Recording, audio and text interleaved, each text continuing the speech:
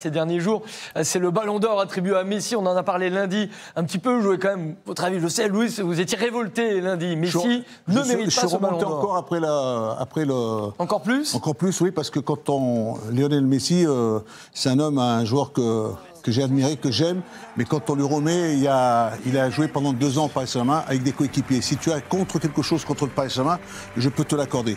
Mais tes coéquipiers qui t'ont aidé, ils t'ont porté, ils ont été là pour que tu puisses devenir champion du monde. Parce que si tu n'as pas tes partenaires à tes côtés, le PSG, et j'attendais un mot, c'est comme le mot de M. Martinez, le gardien de but argentin, parce qu'il y a eu des sifflets, il a fallu que Didier Drogba arrête que les sifflets s'arrêtent. Il aurait pu au moins anticiper, prendre de la hauteur en disant, écoutez, je tiens à m'excuser pour ce fameux geste que j'ai commis.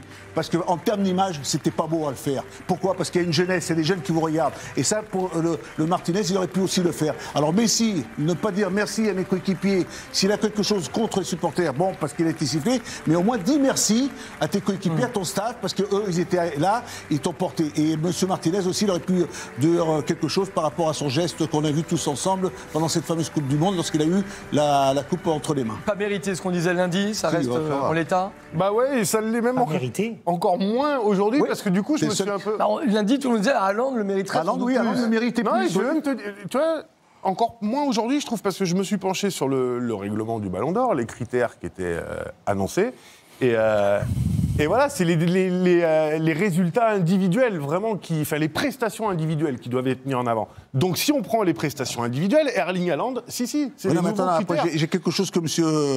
Christophe nous a dit ici dernièrement. Et Erling Haaland, c'est 56 buts en 57 matchs. Et donc, c'est plus vraiment les titres acquis collectivement, c'est surtout les prestations individuelles. Donc, pour moi, pardon d'être aussi franc et direct, mais quelle naïveté déconcertante.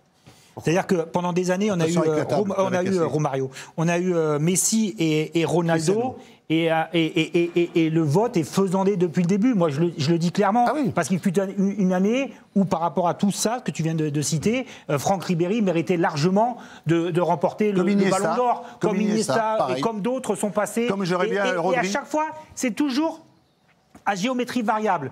Une fois, on va dire, c'est parce qu'il a gagné la Coupe du Monde, alors on ramène ça, c'est pour ça, ces nouveaux critères-là, normalement, étaient pour mettre tout le monde d'accord. C'était justement pour éviter, justement, qu'il y ait cette discussion. Mais quels sont les critères ? C'est comme s'il y a une interprétation qui permet à chaque fois... Les critères sont très clairs, c'est les prestations. Imaginons qu'il n'ait pas gagné le Ballon d'Or.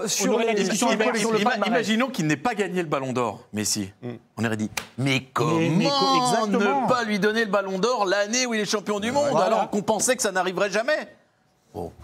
C'est une discussion. Donc, comme aurait dit Coluche, je suis ni pour ni contre, bien au contraire. Christophe, ici, vous étiez tous dernièrement en train de nous dire que ceux qui, pour le jugement, c'était les journalistes. Ce sont les journalistes, ce ne sont pas les joueurs, ce ne sont pas les entraîneurs. Hein.